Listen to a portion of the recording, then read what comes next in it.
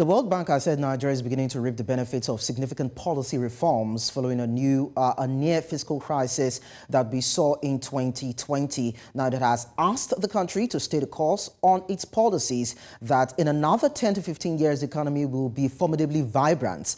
This came on the heels of the recently concluded Nigerian Economic Summit, where the global financial institution representatives threw their weight behind President Bola Tinubu's reforms, including ending a decade of old petrol subsidy and devaluing the currency to try to boost output, which has been sluggish for about a decade. Now, some Nigerians do not agree with this, while others have said this is the right way to go. This morning, I'm being joined by Dr. Samson Simon, Chief Economist at ARKK Economics Data Limited. Thank you so much, Dr. Samson, for joining us on the show. Thank you for having me. Good morning, Nigerians. Now, a couple of times on this show, you have criticized, not the policies of government anyway, but the way they were implemented. Now, the World Bank seems to believe otherwise, saying that the policies were apt and the benefits are showing. So are you still aligning? Are you aligning with the World Bank now? Well, the World Bank has a point. After all, these are their policies. These are the policies that they normally recommend. And they have been pushing for them over the years. So you don't expect them to condemn these policies, no matter how harsh. But I think they were largely objective in the sense that they mentioned specifically how these policies have improved the Nigerian economy, how our fiscal deficits have reduced. We're talking about 6.2 in the first half of 2023. Now we're talking about 4.4. So there's an improvement there. When you talk about revenue too, coming to the government, I know it may be nominal, but the bottom line is that there's an increase. So look at our results too. We are almost clocking $40 billion. So there are good sides to these reforms. There is no question about that.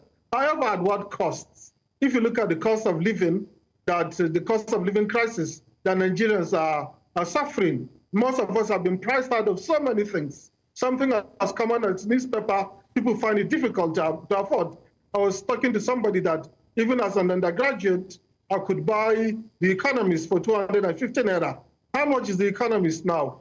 It's a lot of money. It's several times over. And even as a college professor, I struggle to afford it. So look at the cost. I think we tend to be fixated on one thing. We need to look at everything on balance, look at the cost, look at the benefit. If you feel the benefits by far outweigh the cost, that means it's worth it. If the costs by far outweigh the benefit, that means it's not worth it. So we need to look at everything on an even keel. Yeah, but then, the senior vice president of the World Bank, Economist Gill, did not actually dwell much on the downside of these policies when he compared Nigeria to Norway, and he equally went on to advise that Nigeria must stay the course.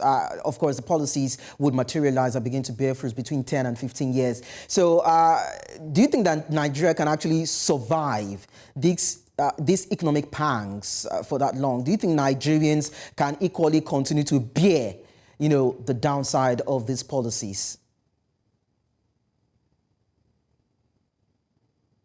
I think the downsides are so humongous. They're just so overwhelming. So it's not easy. And what the World Bank was also right in recommending that some of these benefits, some of the fruits of these policies, of these reforms should be assigned to taking care of the most vulnerable within our population. I think that's commendable. That's the right thing to do. But to what extent? Because when you float the naira, when you remove subsidy, the impact these two policies have had on the Nigerian economy are so far-reaching. What policies exactly are you going to introduce now, or programs are you going to introduce that can counter this? We have not seen that. They are recommending cash transfers. We have the mechanism for a transparent cash transfers, or transparent cash transfers, or is it going to be business as usual, where some people will be siphoning government revenue in the name of pumping it to the most vulnerable within society? So if you ask my honest opinion, Nigerians have suffered too much because of these policies. And in my view, the suffering is just too much, and the benefits are not commensurate to the sufferings that have been visited on Nigerians. Okay, so what would you have wanted Nigeria to do in this case? They've tried as much as possible to roll out palliative measures. You just criticized the cash transfer. We've seen the CNG conversion, receive a boost in terms of support from government. We've seen the Minister of Finance, Wale, during the course of the summit, come out to say that the government has actually rolled out several interventions in the agricultural space with seedlings, with seedlings and fertilizers for the farmers. They're trying to increase the farming mechanization prospect of the country with, of course, the provision of tools for farmers. And there are several other interventions that the government has brought on board. So is the problem now with this cushioning effort of government or the implementation of these measures, so to speak? So we need to have an understanding of where the government is missing it when we talk about mitigating effects.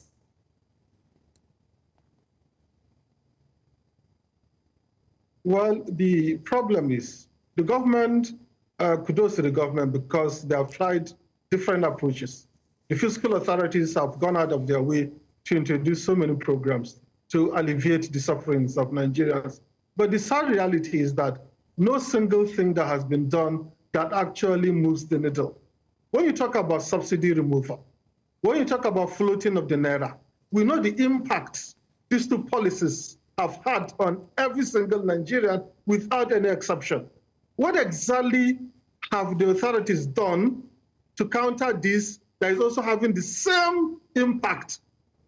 I don't think there's anything. There's nothing that they have done that actually moves the needle. That's the sad reality. Even for our foreign exchange reserves, we're talking about the reserves growing, which is good. It's good to be goodness. The other that reserves are growing, but to what end? How has it translated to better lives for Nigerians, or even making the naira to appreciate in value or to be strong, because Nigerians like their naira strong. So what exactly have these reserves been used to benefit the Nigerian people? So what would you want? What would you want the government, Dr. Simon? What would you want the government to use the reserves for? We are meant to improve our reserves, and that will probably, in a way, help strengthen the value of the naira. And we've talked about,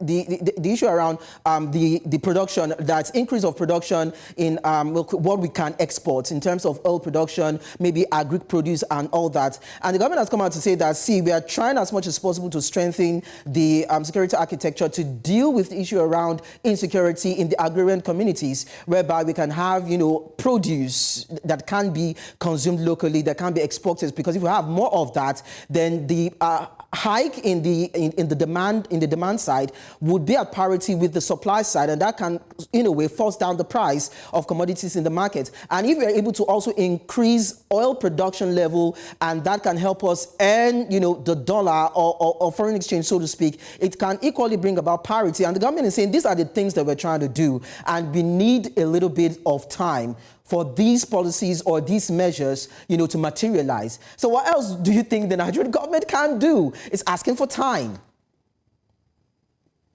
I think one thing they fail to understand is data dependence is very, very important. And then if you're guided by the data, you know how to sequence some of these policies. And I like using this particular clause, and I'm sounding like a broken record. What exactly have they done that actually moves the needle? That's where the problem is. Nobody is saying they are not doing anything. But what exactly, one thing that they have done that actually moves the needle for everyday Nigerians? There's no single thing. That's the sad reality. And I think what they need to do is about the results. It's not like we are busy doing nothing because the results cannot be seen. If you say you're tackling insecurity, how has that improved agricultural production? It was last year that they declared state of emergency on food insecurity in Nigeria. This year, we're talking about Nigeria being the worst place on earth when it comes to affordability of food, and one of the worst places when it comes to the availability, according to the Food Security Index. That means what they're doing is not actually yielding results.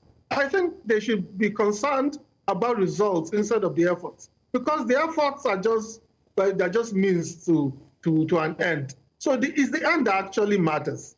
We need to see results. Nigerians need to be better off, because this cost of living is really biting hard. And there's nobody that is exempted from this.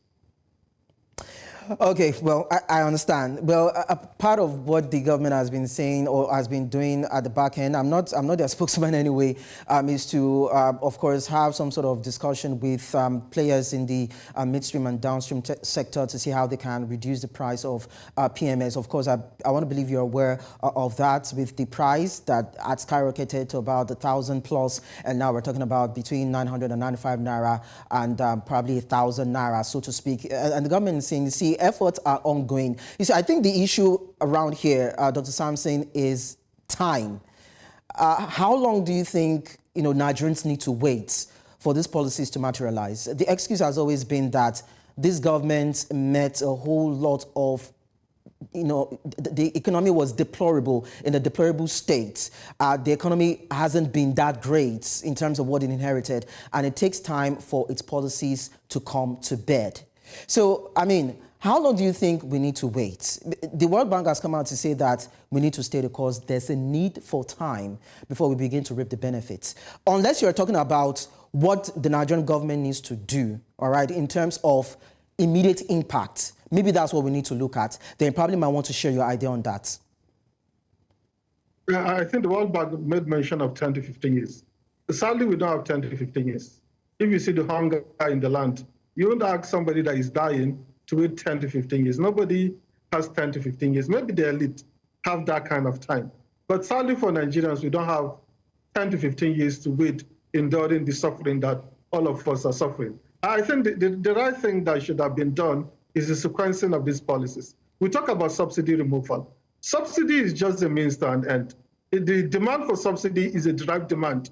In the sense, you don't demand for subsidy for the sake of subsidy. You demand for subsidy because you need to lower price, pump price of fuel. So they're not mutually exclusive. You can still remove subsidy while at the same time bringing down the pump price of fuel. How? By ensuring local refining and by ensuring the domestic feedstock from the Nigerian fields. That would have gone a long way before even talking about subsidy removal. I think the problem we have is that there's a lot of buck passing. The authorities don't want to put in place the right things before they actually start implementing these policies. It's easier for them to just shift it because what they are doing is this cost should have been borne by the state, but they are transferring it to the population, which is quite easy by running away from that. But how will that, because your mandate as a government is the welfare of the people. So how does that improve the welfare of the people? Then if you're talking about the floating of the naira, you have paucity of effects, you have backlog that you had not cleared, and you're talking about floating of the naira. It was not properly sequenced. So the sequencing is very important. And any decision you're taking, you should be guided by the data. Okay. And if what you're doing is not giving you the result, like removal of subsidy, you announce the subsidy is removed. Meanwhile, you're paying more for subsidy, and then the price is climbing, and Nigerians are bearing the brunt of it. So you need to do everything properly. And if it's not giving you the right result, you need to go back to the drawing board and see what you have got wrong and correct that. Okay, policy sequencing. Okay, we can just we dropped the ball there. Thank you so much, Dr. Samson Simon, for sharing your thoughts with us. Thank you for having me.